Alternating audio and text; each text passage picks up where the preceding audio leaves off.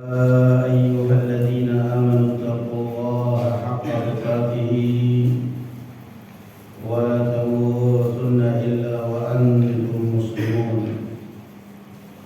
يا أيها الناس اتقوا ربكم الذي خلقكم من نفس واحدة وخلق منها زوجها وبث منهما رجالا كثيرا ونساء واتقوا الله الذي تساءلون به والأرحام إن الله كان عليكم رقيبا. أما بعد، Alhamdulillah, puji dan syukur kita panjatkan kehadirat Allah Subhanahu wa taala. Salawat serta salam semoga terlimpahkan kepada Nabi kita Muhammad sallallahu alaihi wa ala alihi wasallam, pada keluarga beliau dan para sahabatnya serta para pengikutnya ila yaumil. Kita masuk pada bab man ahabba al-basṭa fil rizq. Bab dari ringkasan Sahih Bukhari, bab orang yang ingin dilapangkan rezekinya. Siapa yang ingin dilapangkan rezekinya? Semua. Nah, kalau mau ingin dilapangkan rezekinya, orang kalau berdoa kepada Allah Subhanahu wa taala itu dirinci. Jangan berdoa kepada Allah Azza wa Jalla itu global aja.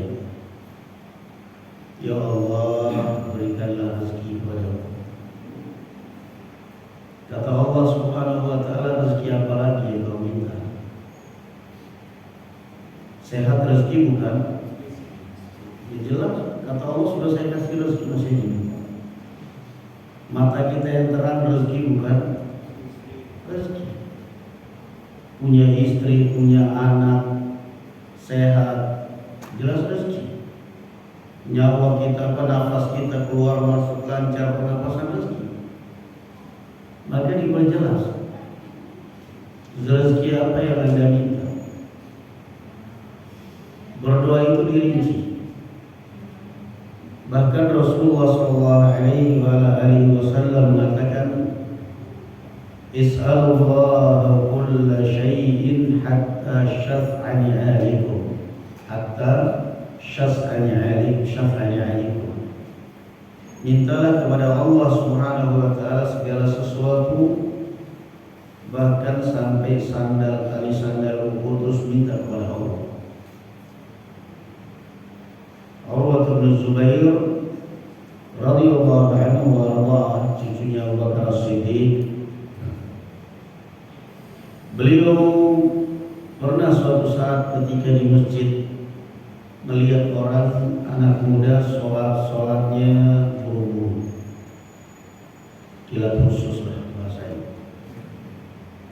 Allahu Akbar, assalamualaikum. Setelah selesai sholat diajak ngobrol. Saya lihat Anda ini kayaknya orang yang gak butuh pada Allah. Ini kan pertanyaan nyelekit banget. Sekarang jawabannya, siapa yang gak butuh pada Allah? Siapa yang gak butuh pada Allah? Ya Anda. Yang ada siapa yang gak butuh pada Allah? Anda tadi itu sholat, itu sedang berkomunikasi dengan siapa? Dengan Allah. Anda tadi sholat sedang menghadap siapa? Menghadap Allah. Nah, kalau Anda butuh Allah Subhanahu wa taala, semestinya Anda khusyuk, Anda konsentrasi, Anda tenang. Orang ini mikir, ya juga ya. Sekarang kira-kira bagaimana? Saya datang ke rumah Anda, saya tahu Anda orang kaya, Anda biasa memberikan bantuan, Anda donatur, dan Anda kalau memberikan bantuan minimal biasa 20 juta. Saya lagi ada proyek bangun masjid atau pesantren saya bawa proposal ke rumah Anda. Assalamualaikum warahmatullahi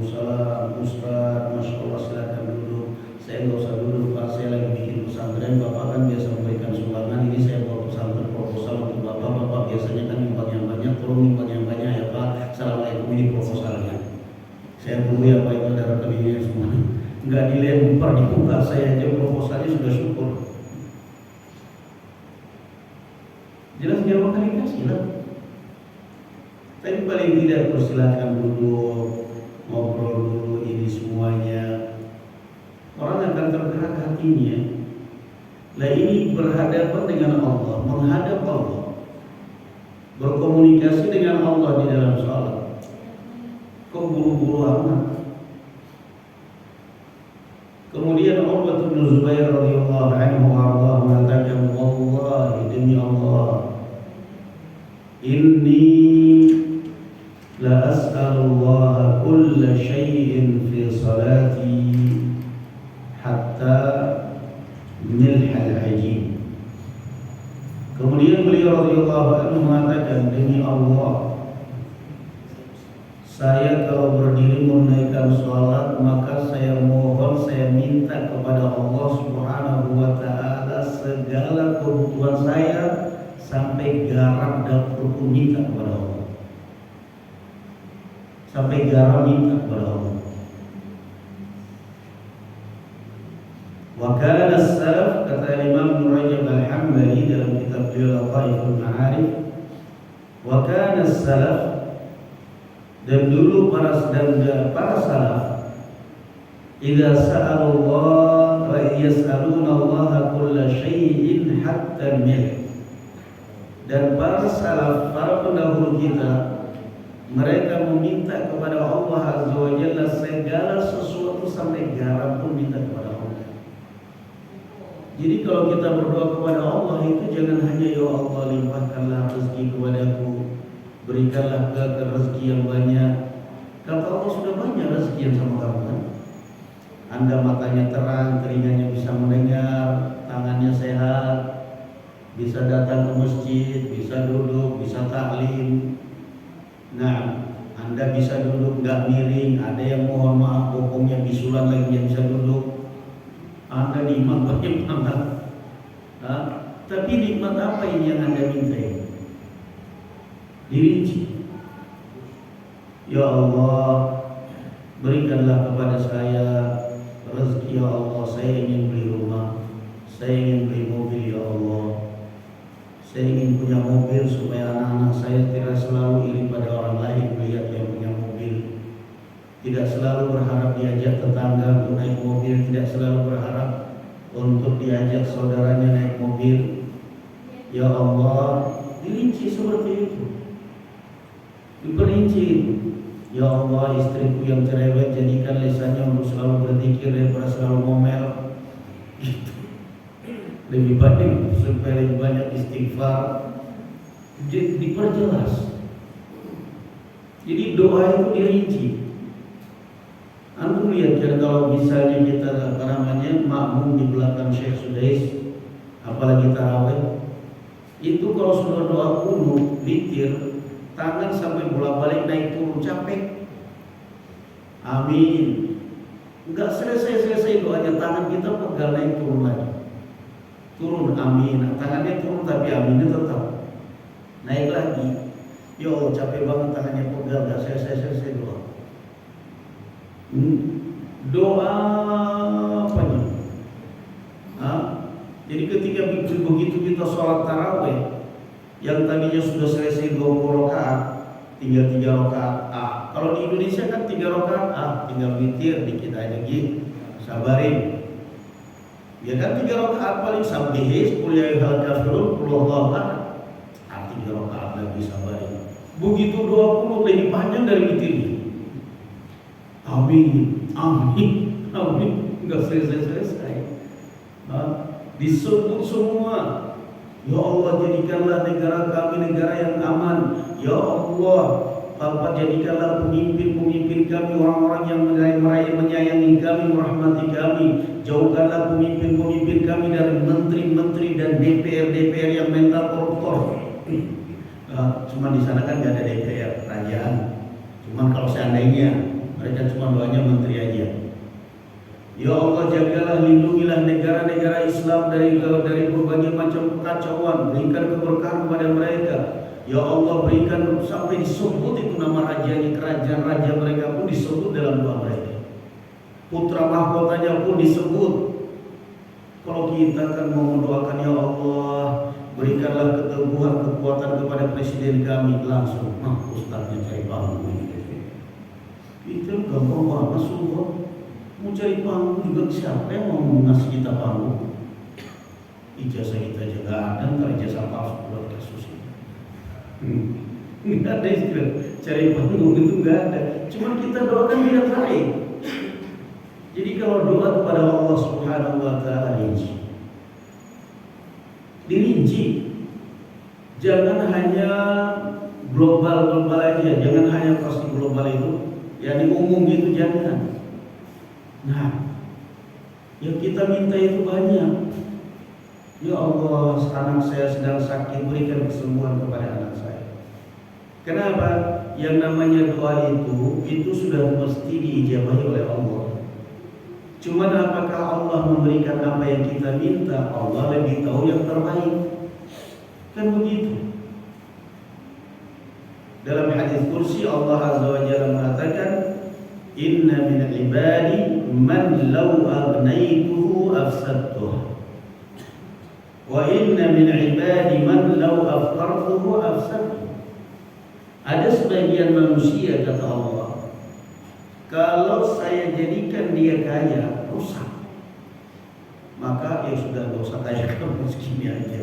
Kamu kalau kaya sombong, kamu kalau kaya arogan, kamu kalau kaya rumah tanggamu berantakan, tiap malam tidur diskotik. Udah segini loh, segini kamu. Dan ada sebagian manusia, kata Allah, kalau saya jadikan dia miskin, rusak. Jadi Allah lebih tahu. Sehingga setiap kita berdoa itu mesti ijabah, Allah itu mesti mengijabahi. Mesti mengijabahi. Kan sama dengan yang tadi saya contohkan, saya bagi-bagi proposal. Saya lagi pembangunan masjid, saya lagi begini, Bapak saya kasih ini, saya kasih ini, saya kasih ini, saya kasih ini, saya kasih. Bagaimana? Alhamdulillah proposal saya diterima semua. Nggak ada yang nolak. Kenapa? Ustaz saya masa mau nolak? Tapi dikasih nggak? Belum tentu. Belum tentu. Mudah-mudahan Ustaz nggak BA saya kalau nanti pertunggangannya. Makanya saya nggak pernah ngasih proposal. Nah, karena orang kadang-kadang nggak nyaman. Diterima sih iya. Saya kasih ya terima, ya Ustaz, insya Allah Ustaz, ya terima semua. Tapi ngasih belum tentu. Belum tentu. Sama. Kenapa? Anda yang menerima proposal itu, Anda lebih tahu keadaan ekonomi Anda. Allah Subhanahu wa Ta'ala pada saat kita doa, diijabahi doa kita itu sudah jelas. Ujibu da'wata da'i idza da'an. Saya akan mengijabahi doamu pada saat berdoa. Tapi apakah Allah Subhanahu wa Ta'ala berjanji akan memberikan apa yang kita minta? Allah lebih tahu. Orang tua kita sakit di rumah sakit siang malam, doa di dalam sujud, doa setelah sholat, doa ya Allah sembuhkan, sembuhkan, ya Allah sembuhkan, sampai nangis-nangis malah mati. Gimana sih Allah? Kalau ini Allah cuma doa apa ya? Apa Allah nggak mengijabahi doa? Allah mengijabahi doa. Tapi kenapa mati? Allah itu lebih tahu apa yang terbaik untuk hambanya. Titik. Apa kamu tahu, yakin kalau bapakmu hidup itu yang terbaik? Belum tentu. Kalau bapakmu hidup tapi malah sakit-sakitan lagi, bikin stroke lagi, malah bikin ini ngabisin duit kamu, gimana? Sudah capek, sudah begini, Allah lebih tahu. Sudahlah, panggil aja. Allah selalu memberikan yang terbaik. Makanya kalau berdoa itu dirinci. Pilih rinci. Coba di dalam sholat istikharah ya. Kata Rasulullah SAW, siapa yang bermaksud ingin mengerjakan sesuatu, melaksanakan sesuatu, maka hendaklah dia berdiri sholat 2 rakaat Waliyatakhayyar, kemudian apa namanya, summa liyad'u ba'du wa waliyad'u hajatan. Dalam salat istikharah itu kita diperintahkan untuk menyebutkan hajat kita. Kita mau menikahkan anak kita, anak saya ini tepat nggak pilihan jodohnya ya? Kita mau beli rumah, ini rumah yang saya beli ini tepat nggak ya? Saya sudah tanya, lihat tetangga kiri kanan, alhamdulillah aman, nggak ada tetangga yang mendem. Alhamdulillah tetangganya orang-orang baik semua, jauh dari masjid yang berisik. Alhamdulillah aman, nyaman, insya Allah baiklah. Rumah nggak ada masalah. Tinggal sekarang apa? Kita sudah melibatkan kemampuan kita. Rumah ini sebatas pemantauan kita. Kita sudah melibatkan kemampuan orang lain, tetangga kiri kanan, saudara kita, bagaimana ini rumah semuanya aman. Tinggal sekarang yang kita libatkan siapa? Allah Subhanahu wa taala. Apa salat istikharah? Salat 2 rakaat seperti biasa. Setelah selesai baru doa. Saya nggak bisa bahasa Arabnya Ustaz. Allahumma inni astakhiruka bi'ilmik wa astaqdiruka bi qudratik. Ya Allah, aku memohon kepada Engkau, memohon pilihan kepada Engkau ya Allah dengan keilmuanmu dan kemampuanmu ya Allah. Karena Engkau zat yang maha mampu atas segala sesuatu ya Allah, sedangkan aku zat hamba-Mu yang lemah. Engkau maha mengetahui apa yang terbaik masa depanku ya Allah, dan apa yang akan membawa kebaikan untuk saya dan keluarga saya. Kalau memang rumah yang akan saya beli ini, sampai seperti itu Rasulullah mengajarkan. Sebutkan hajatnya. Kalau memang mau beli rumah, mau beli mobil, mau apa saja, kalau memang mobil yang akan saya ambil ini ya Allah akan membawa kebaikan di dalam dunia saya, di kehidupan saya maupun dalam agama saya dan keluarga saya ya Allah, maka takdirkan dan permudah ya Allah. Tapi kalau ini ternyata aku beli mobil ini akan membawa malapetaka dalam urusan bisnis saya, dalam kehidupan saya, dalam keluarga saya, dalam agama saya, jauhkan aku ya Allah dan jauhkan dia dari aku, dan takdirkan aku yang lebih baik. Itu kan. Nah, karena apa? Belum tentu pilihan kita itu yang terbaik. Kita sudah memilih mobil yang terbaik, ternyata belum tentu yang terbaik di sisi Allah. Nah, belum lagi genap setengah tahun, setengah bulan punya mobil mewah, punya mobil bagus, kecelakaan mati. Nauzubillah. Makanya sekali lagi, kalau berdoa kepada Allah Azza wa Jalla dirinci. Itu boleh jelas doanya itu. Apa kebutuhan kita ini apa ya? Hatta syaf'ani ali, sampai tali sandalku kalau putus kata Rasulullah minta. Diperinci mungkin. Serinci mungkin pada saat kita berdoa kepada Allah. Dan juga Rasulullah SAW mengatakan apa? Idza da'a ahadukum rabbah falyastakthir fa innallaha la mukhliha. Kalau Anda berdoa kepada Allah Azza wa Jalla, minta sebanyak-banyaknya. Minta sebanyak-banyaknya. Kenapa?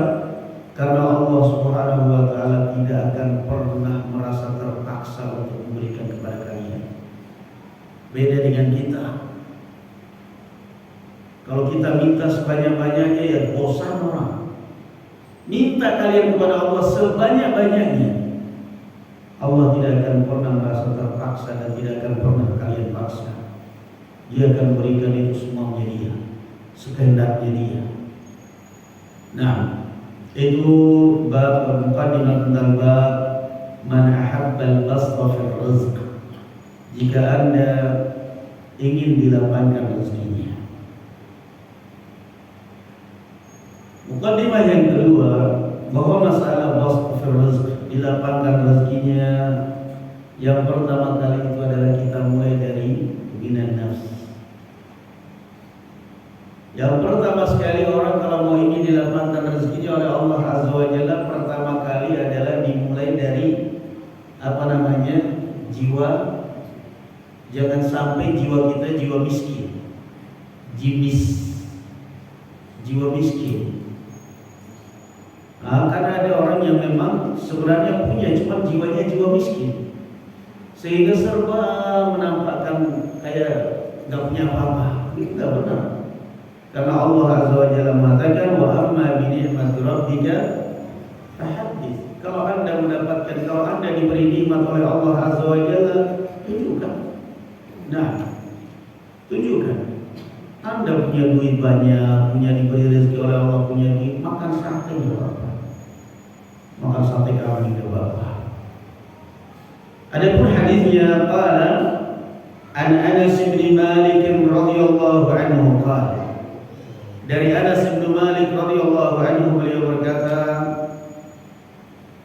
sami'tu Rasulullah sallallahu alaihi wasallam yaqul. Aku pernah mendengar Rasulullah sallallahu alaihi wasallam bersabda, "Man sarrahu an yubsaqa lahu fi rizqihi." Barang siapa yang ingin dilapangkan rezekinya, au yunsha'alahu fi athari, atau dipanjangkan umurnya, falyasil rahimah, maka sambunglah hubungan kekerabatan. Ini resep. Silaturahim. Kalau Anda ingin dilapangkan rezekinya, ingin dipanjangkan umurnya, sambung hubungan kekerabatan. Kekerabatan sesama negara, sesama bangsa. Jangan pernah terprovokasi dengan orang-orang yang selalu mengumpul kita untuk benci kepada negara kita sendiri atau benci kepada pemerintah kita sendiri. Karena itu hanya akan merusak. Kita bersyukur kepada Allah hidup di negara yang aman, nyaman. Sekarang kebayang gak itu Sudan sekarang. Alhamdulillah. Apa yang terjadi pada mereka, perang saudara? Kenapa seperti itu? Hasil daripada provokasi, hasilin hasud. Sebelumnya Sudan, Yaman, tapi karena negara Yaman adalah negara bebas senjata, sehingga siapapun pemberontak tidak bebas untuk membantai seperti di Darfur di Sudan. Kenapa? Rakyat bahkan anak kecil bahkan wanita pun bisa membela diri, maka tidak bebas, tidak leluasa, perang-perang. Mau dia mengatasnamakan Houthi, milisia, apa semua masyarakat semuanya tentara, sehingga tidak leluasa untuk saling membantai, untuk saling mengacaukan, untuk saling bantai satu sama yang lain. Di Sudan masyarakat sipil, tidak punya senjata, tidak punya apa. Maka jangan pernah terkecoh, jangan pernah kadang-kadang subhanallah di YouTube, di layar televisi diundang yang ada menghujat, menjelek-jelekan negara sendiri, menjelek-jelekan pemerintah. Apa yang dimaukan orang-orang seperti ini? Bukan berarti kita penjilat, tapi kita ingin hidup damai. Tapi kita ingin sesama bangsa. Apa sih yang dilakukan Belanda ketika mereka menjajah negara kita ini? Apa karena Belanda itu mereka terlalu kuat, terlalu banyak tentaranya? Mustahil. Apa Belanda terlalu kuat sehingga mereka berhasil menjajah Indonesia sampai sekian ratus tahun?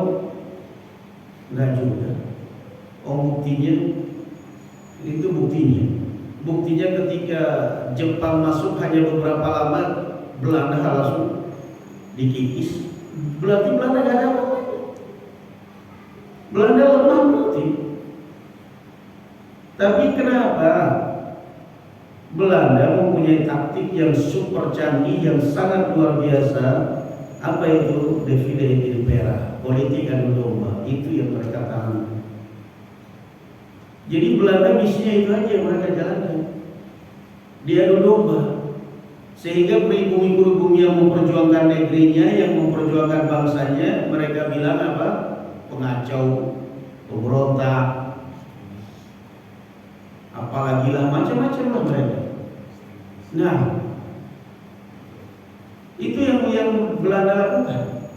Mereka membangun sampai sekarang dan masih dinikmati oleh bangsa kita bangunan-bangunan Belanda. Membangun jalan, membangun pabrik gula, membangun macam-macam. Sehingga orang-orang Indonesia yang terlena kayak udah nikmat kok hidup kita kok. Sementara yang punya harga diri, yang berjuang ingin merdeka, ingin membela bangsanya sendiri, ingin membela negaranya sendiri, Belanda selalu disiarkan, menyiarkan di radio pengacau, gerombolan pengacau keamanan. Nah, kan luar biasa. Adu domba yang mereka kerjakan. Lah apa ini kemudian kita masih menghidupkan lagi warisan Belanda ini? Kita diadu domba, negara kita disegani oleh negara-negara luar, negara-negara internasional, sementara kita anak-anak bangsa sendiri tidak bisa menghormati negara kita sendiri, kan? Ada di sini. Kata Rasulullah SAW, Anda ingin dilapangkan rezekinya, Anda ingin dipanjangkan umurmu, sambung hubungan silaturahmi. Ada orang kadang-kadang tanya, maksudnya dipanjangkan umur itu apa Ustaz? Kan umur itu sudah dicatat. Dan terus apa yang kamu tanyakan? Maksudnya dipanjangkan umur, dilapangkan rezeki itu apa? Lah apalagi yang ditanyakan? Sesuatu yang sudah jelas, minta diperjelas, itu tambah nggak jelas. Ibarat saya mengatakan orang sedang makan itu bagaimana sih Ustaz? Apalagi yang mau ditanyakan? Rezeki dan berajal itu di mana Anda pergi selalu menyertai Anda. Ingin dilapangkan rezekinya, semua silaturahmi. Ingin dilapangkan, dipanjangkan umurnya, jaga hubungan silaturahmi. Lah buktinya ini ada orang yang baik banget dalam keluarga Ustaz. Nah, dia selalu menyantuni keluarga, dia baik, dia ini malah umur 30 tahun meninggal, gimana itu Ustaz? Waktu dia lahir umurnya berapa? Kita balik tanya sekarang. Kan umur 30 tahun kan gak panjang Ustaz umurnya. Waktu dia lahir umurnya berapa tercatat? Wallahu a'lam.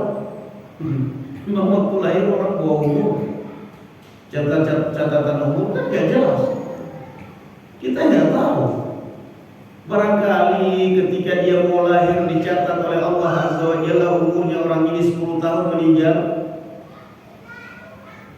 Tapi karena dia selalu menolong orang lain, menolong saudara, dia selalu gemar membantu, akhirnya didoakan oleh orang banyak, didoakan tetangga, ya Allah, nah umur panjang, nah kamu baik banget, kamu selalu membantu saya, kamu selalu begini. Karena didoakan tetangga, didoakan orang banyak, akhirnya umurnya yang tadinya 10 tahun Allah panjangkan 20 tahun. Apa saya memahami hadis? Hadis yang gampang dipahami, tidak perlu dipersusah. Tidak perlu dipersusah. Barang siapa yang ingin dipanjangkan rezekinya, dilapangkan rezekinya, dipanjangkan umurnya, sanggup hubungan silaturahmi. Dan ini fakta dan nyata. Fakta dan nyata. Kalian lihat ya, yang namanya dilapangkan rezekinya itu gak mesti kaya. Yang namanya rezeki itu gak mesti kaya raya. Lapang dada itu adalah termasuk rezeki yang luar biasa. Bahkan nikmat yang paling sempurna itu adalah Islam. Jangan selalu dibayangkan bahwa lapangkan rezeki itu berarti kaya raya. Belum tentu. Ada orang kaya raya tapi gak bahagia kok. Dilapangkan rezeki kita. Karena apa? Manusia ini barakallahu fikum, hidup itu kebutuhan sudah dijamin oleh Allah. Yang tidak dijamin oleh Allah itu keinginan. Orang itu stres karena menuruti keinginan, bukan menuruti kebutuhan. Kebutuhan dia cuma makan, SPP sekolah anak-anak, kebutuhan dia itu sudah cukup. Tapi dipakai duitnya untuk memenuhi keinginan. Istrinya ingin beli emas, diturutin. Ingin beli mobil, diturutin. Kebutuhan hutang dulu, tersiksanya di situ manusia. Padahal kebutuhan kita itu sudah dijamin oleh Allah Subhanahu wa Ta'ala. Sudah dijamin oleh Allah Azza wa Jalla. Kebutuhan kita itu sudah dijamin. Rasulullah alaihi wasallam mengatakan, innaha lan tamuta nafsun hatta tastawfiya rizqaha wa ajalaha fattaqullaha wa ajmilu fil talab. Sesungguhnya tidak akan pernah ada seorang manusia meninggal kecuali kalau rezeki dan ajalnya sudah habis. Ajal rezeki kemana kita pergi ngikutin terus. Allah memberikan kebutuhan kita. Nabi Yunus ditelan ikan, Allah berikan kebutuhannya di dalam perut ikan, bisa bernapas. Aneh, di dalam perut ikan bisa bernapas. Subhanallah, Masya Allah subhanahu wa ta'ala. Di dalam perut ikan bisa bernapas. Setelah dibuang ke pinggir pantai yang ada pasir, air laut, mau minum apa? Selamat dari lautan, ternyata belum jaminan bisa hidup. Kenapa? Pinggir pantai yang ada laut sama pasir, masa ia makan pasir minum laut? Terus sama aja. Ya Allah, apa nikmatnya ini? Tapi coba, Allah Azza wa Jalla memberikan kebutuhan kepada Nabi Yunus, bukan keinginan. Yang bikin hidup kita itu tersiksa, makanya stres karena selalu menuruti keinginan. Gak pernah membatasi dengan kebutuhan, merasa mensyukuri kebutuhan kita tercukupi. Kebutuhan saya alhamdulillah tercukupi, sudah nikmat luar biasa. Keinginan saya, keinginan anak-anak, keinginan istri, mau yang kita tidur di villa Gucci, keinginan. Coba buka itu berapa per malam? Per malam 3 juta, itu gajinya bapak 1 bulan. Jadi kalian membunuh saya, 3 juta kalian membunuh saya. Dah usah, dah itu keinginan, dah nabung aja dulu. Akhirnya kasihan para suami yang selalu menurutin keinginan anak-anak, keinginan istri, itu tersiksa ini. Makanya akhirnya banyak suami cepat mati menuruti keinginan. Coba Nabi Yunus, wa ambatna alaihi syajaratan min yaqtin. Nabi Yunus kalau dia berpikir keinginannya ingin kembali ke Nainawa di Irak negerinya. Keinginannya dia ingin segera kembali. Tapi kamu mau pakai apa Nabi Yunus? Kamu mau pakai apa kembalinya? Sudah Anda di sini. Kebutuhannya Anda apa sekarang? Kebutuhannya makan dan minum, itu aja supaya bisa hidup. Anda inginnya kembali, udah nggak usah mikir itu. Tenang aja antum hidup. Maka Allah Azza wa Jalla menumbuhkan kepada Nabi Yunus alaihi salatu wassalam, wa ambatna alaihi syajaratan min yaqtin. Kami pun menumbuhkan di sampingnya Nabi Yunus sebuah buah semangka. Yaqtin, semangka. Airnya ada, makanannya ada. Itu semangka luar biasa. Kan dua-duanya sudah komplit itu semangka ya. Apalagi semangka bukan rekayasa genetik, yang asli. Sudah ada. Anda sekarang wahai Nabi Yunus butuhnya makan dan minum. Allah tumbuhkan yang penting, dan banyak-banyak. Semangka, dagingnya tebal, mengenyangkan perut, makan sekaligus minum. Anda nangkap ikan mungkin bisa, di pinggir pantai mungkin nangkap ikan bisa, tapi mau makan minumnya pakai apa? Gak mungkin. Allah Azza wa Jalla. Maka setiap manusia itu Allah Azza wa Jalla mesti sudah menjamin kebutuhan dia. Yang berat itu sementara itu belum dijamin oleh Allah Azza wa Jalla adalah apa? Keinginan. Itu yang berat. Lah manusia seringnya mengikuti keinginan, bukan mengikuti kebutuhan. Ingin dilapangkan rezekimu, dipanjangkan umurmu, jaga hubungan keluarga, silaturahmi. Dan itu memang berat. Perlu ada yang mengalah, perlu menurunkan ego, perlu dan sering terjadi kisah kejadian. Ini fakta dan nyata ya. Kadang-kadang setelah ditinggal mati orang tua, rebutan waris. Rumah yang tadinya waktu orang tua meninggal itu rumah ditawar 15M sama pengusaha. Waktu orang tua meninggal ditawar 15M. Kenapa? Rumahnya bagus, strategi di pinggir jalan, besar, bagus rumahnya, bangunannya, catnya masih bagus semua. Tawar 15M. Begitu ditawar, datang pembeli sudah siap cek 15M, saudara ribut, ahli waris ribut. Ingat ya, yang paling kakak mengatakan ingat ya, pokoknya nanti kalian boleh kita bagi waris, tapi ingat, saya paling tidak 5M bagian saya sendiri. Lo gak boleh begitu mas. Masa 5M sendiri bagiannya? Ya kan saya yang rawat ini rumah, saya yang rawat, saya yang beli, saya yang merawat, saya yang ini itu. Jadi kalau mau bagi ya yang 10M untuk bagi warisan, dan saya juga dapat dari 10M itu, yang jelas 5M bagian saya. Saudara-saudaranya protes, gak bisa. Ya kalaupun mungkin kita kasih kebijakan dah 1M lah, gak apa-apa lah. 1M untuk Anda, gak ada apa-apa. Kita tahu memang Anda yang merawat, Anda ini, tapi jangan 5M lah, 1M lah.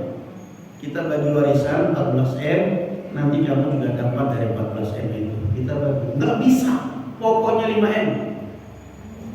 Sang pembeli, lah ngapain ikut ribut sama kalian? Ribut aja sendiri, wassalamualaikum. Akhirnya pergi ini orang. Bertahan itu rumah, jalan tahun, ditulis rumah ini dijual tanpa perantara. Bola balik ganti itu gak laku-laku.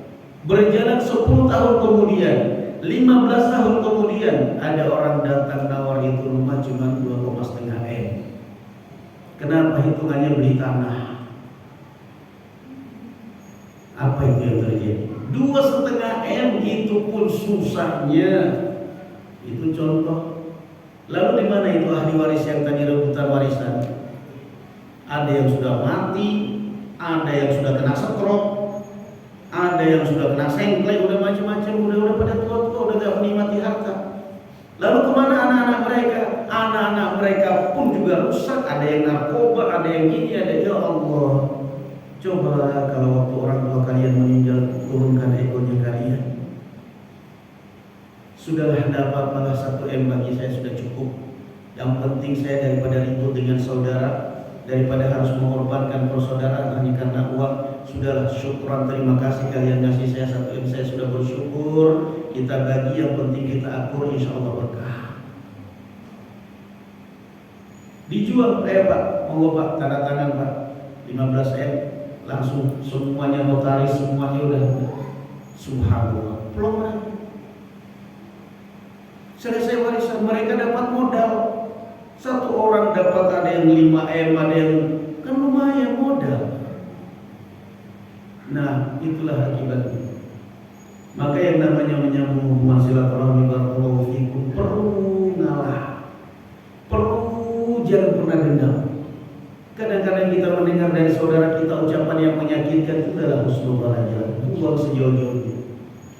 Kenapa? Memang setan itu selalu berusaha menanamkan permusuhan di antara kita. Kita kadang-kadang mendengar WA dari saudara saya, ini kenapa saudara saya di WA seperti ini? Oh, udahlah, barangkali dia lagi ribut sama istrinya. Kan husnudzon. Jangan kemudian apa ya maksud kamu, apa ya WA seperti ini ya? Kamu memang kakak saya tapi ini iblis begini ya. Nggak usah. Nah, tumben ini kakak saya, mas saya ini WA seperti ini tuh. Ini orang ini biasanya kalau lagi kayak gini lagi di rumah. Ini habis ribut sama istrinya. Coba tahu WA saya malah. WA. Apa mas? Aduh maaf deh. Kenapa emang? Saat biasa lagi ribut sama istri. Oh ya udah biasa. Maklum. Selesai urusan. Kenapa? Yang namanya dunia itu gak ada yang mulus. Kalau kita bisa akrab dengan tetangga, bisa akrab dengan orang lain, bisa akrab dengan bukan saudara kita, kenapa kita tidak bisa akrab dengan saudara kita? Itu anehnya kan? Padahal itu adalah sumber rezeki kita. Sumber rezeki kita. Contoh yang lain sering saya kasih contoh juga coba. Orang biasanya kalau ada warisan, kemudian ada salah satu yang mau merebut warisan itu, lihat ya. Pada akhirnya biasanya ke depannya yang dizalimi, yang disakiti, yang tidak dikasih biasanya justru itu yang sukses. Yang menzalimi ini biasanya terkatung-katung hidupnya. Kenapa? Yang namanya kezaliman itu buntutnya pendek. Ma lil-zalimina min hamimin wala syafi'in. Nah, maka percamkan hadis ini. Kenapa kok susah banget hidup saya seperti ini? Kenapa kok rezeki saya susah banget? Cobalah kita berpikir, apa karena saya durhaka kepada orang tua saya? Apa karena orang tua saya sakit hati pernah mendoakan saya kejelekan? Apa karena saudara saya pernah sakit hati dengan saya? Apakah? Kenapa? Itu kan sumber susahnya kehidupan kita. Itu merenung kita seperti itu. Kenapa selalu kena musibah seperti ini? Apa karena saya selalu mengkonsumsi uang haram? Kenapa hidup saya kok seperti ini? Apa karena saya selalu membenci saudara-saudara saya, selalu memposisikan saudara-saudara saya sebagai musuh? Maka barakallahu fikum, hadis ini menjadi pelajaran bagi kita. Man ahabba an yunsha'a lahu fi rizqihi, an yubsata lahu fi rizqihi, wa yunsha'a lahu fi atharihi, falyasir rahimah. Kalau Anda ingin dilapangkan rezekimu, ingin dipanjangkan umurmu, sambung hubungan silaturahmi, sambung hubungan keluarga. Sudahlah, tidak apa-apa, kita punya saudara kadang-kadang cuek dengan kita, tidak apa-apa, kita santai. Kita kadang-kadang dirugikan, tidak apa-apa, kita nggak apa. Silaturahim, rahim itu rahimnya ibu kita. Artinya satu rahim keluar dari satu rahim. Ketika Rasulullah mengatakan, ketika Allah menciptakan rahim seorang wanita, ta'allaqat bil arsh, rahim ini bergelantungan dengan arsy Allah. Kalau kemana? Kata Allah, kenapa engkau wahai rahim, sudah saya ciptakan, kenapa engkau enggak mau pergi? Kalau saya minta jaminan ya Allah, saya minta jaminan, karena saya enggak bakal kuat nanti setelah saya tercipta, saya mengeluarkan 2 orang anak dari satu rahim, 3 orang anak dari satu rahim, kemudian saya menyaksikan mereka perang di depan saya enggak kuat. Apa kata Allah? Ama tardaina an asila man wasalak wa aqta man qat'ak. Maka Allah memberikan jaminan, sudah begini aja, wahai rahim, kamu sudah saya ciptakan, enggak mungkin saya batalkan.